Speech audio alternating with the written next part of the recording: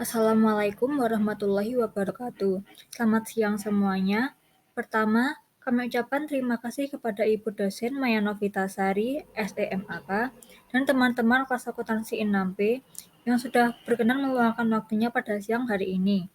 Kami dari kelompok 4 yang beranggotakan Anissa Wilantika Fatim dengan NIM 20031011054, Nadifa Mutiara Lestari dengan NIM 20031011055, Bella Anastasia dengan NIM 20031011056, dan Sheila Ira Apriana dengan NIM 20031011058 akan mempresentasikan materi akuntansi internasional yang berjudul Perubahan Kurs. Pasar falas dan kurs. Pasar falas atau mata uang asing merupakan mekanisme melalui mana valuta atau mata uang suatu negara ditukarkan dengan valuta negara lain. Kurs antar valuta ditetapkan dan transaksi antar falas diselesaikan. Bentuk falas dapat berupa uang kertas, koin atau uang logam, bank draft, dan cek. Transaksi falas merupakan transaksi di mana dua pihak setuju untuk menukarkan valuta yang satu dengan valuta lain pada kurs tertentu. Terdapat berbagai tipe transaksi pertukaran yang meliputi spot transactions, forward contracts, currency swaps, dan currency options.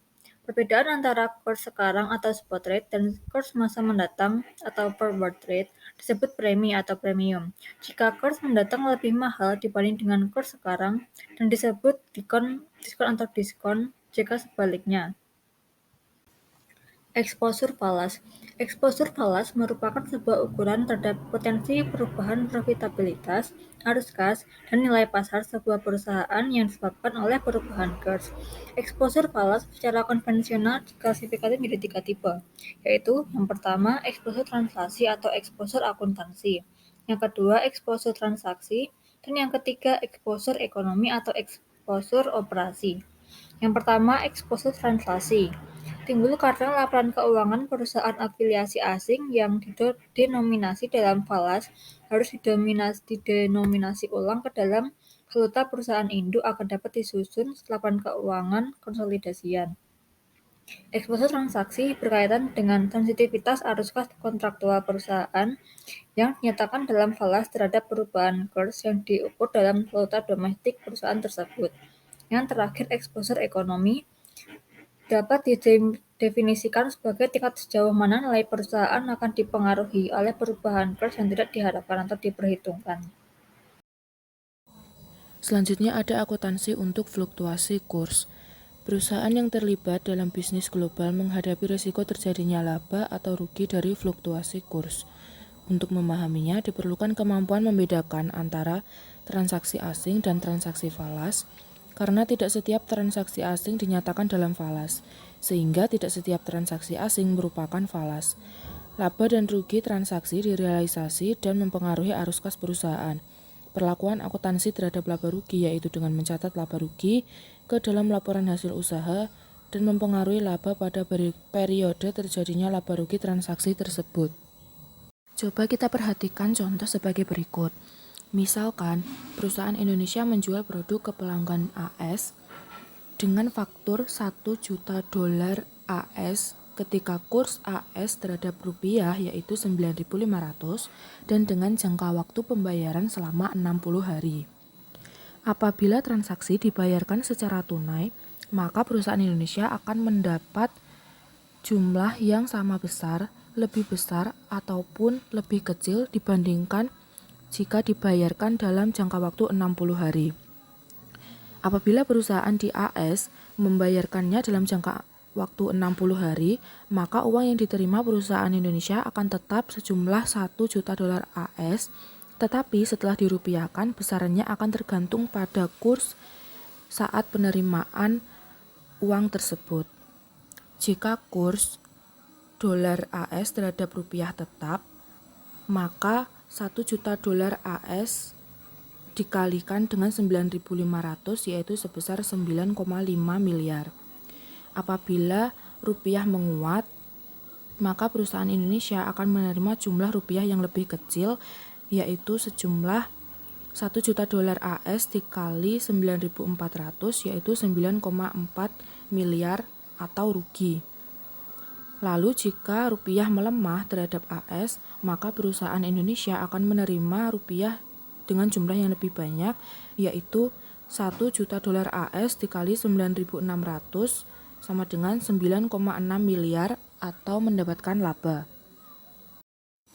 Selanjutnya ada transaksi falas. Dalam transaksi falas terdapat dua pendekatan. Pendekatan yang pertama adalah pendekatan transaksi tunggal. Dalam pendekatan ini, pandangan yang digunakan adalah bahwa hanya ada satu transaksi ekonomi yang dicatat, yaitu transaksi penjualan atau pembelian. Dalam pendekatan transaksi tunggal, pelunasan utang atau penerimaan pelunasan piutang falas dianggap sebagai bagian esensial dari transaksi ekonomi untuk menjual atau membeli barang atau jasa. Jumlah yang semula dicatat dipandang sebagai sebuah estimasi sampai penyelesaian akhir.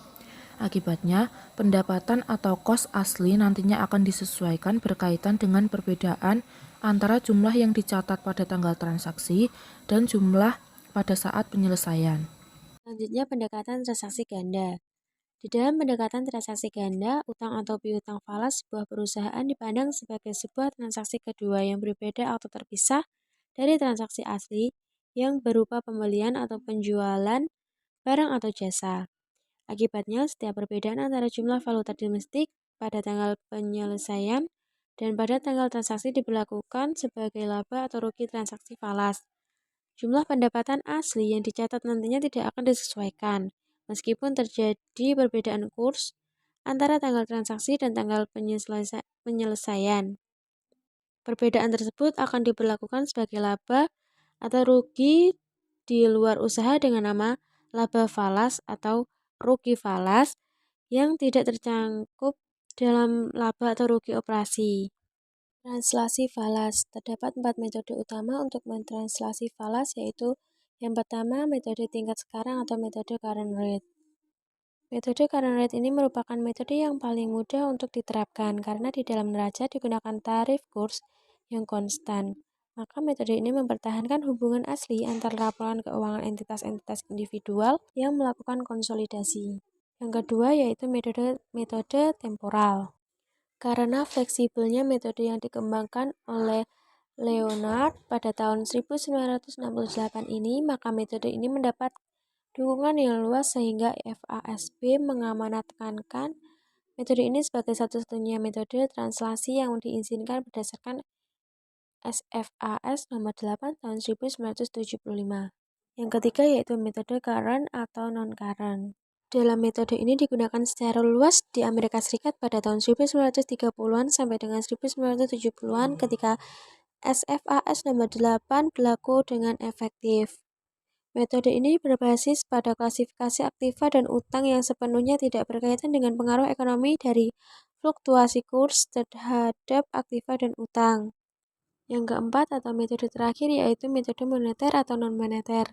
Metode ini memisahkan akun-akun menjadi dua kategori berdasarkan kemiripan atribut, bukannya kemiripan minoritas atau tanggal jatuh tempo, tetapi metode ini juga mempunyai kelemahan, yaitu mentranslasi semua aktiva non-moneter pada kurs historis adalah tidak tepat untuk aktiva yang dinyatakan kembali dalam nilai pasar sekarang sesuai dengan kemiripan atau seperti sediaan dan aktiva tetap. Metode ini mempunyai keunggulan tambahan yang berupa fleksibilitas. Karena metode-metode ini mengatur pemilihan kurs yang digunakan untuk translasi, lebih dahulu perlu diketahui definisi tentang kurs-kurs yang berbeda. Kurs berjalan atau current rate secara harafiah berarti kurs yang berjalan atau yang sedang berlaku. Kurs berjalan pada tanggal pelaporan keuangan adalah kurs yang berlaku pada tanggal neraca.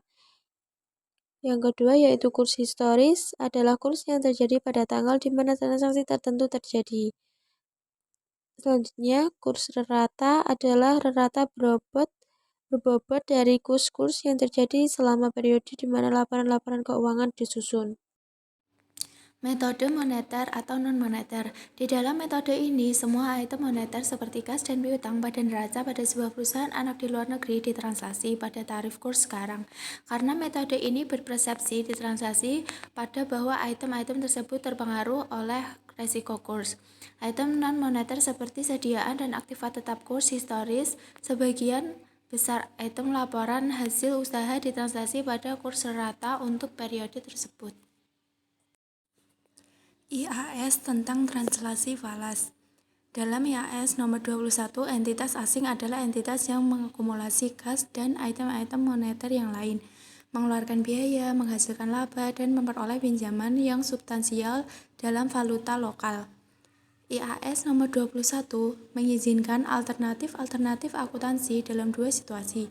Situasi yang pertama berkaitan dengan rugi kurs dalam utang untuk akuisisi sekarang dan sebuah aktiva yang dibeli dengan falas. Demikian pemaparan materi dari kelompok kami. Wassalamualaikum warahmatullahi wabarakatuh.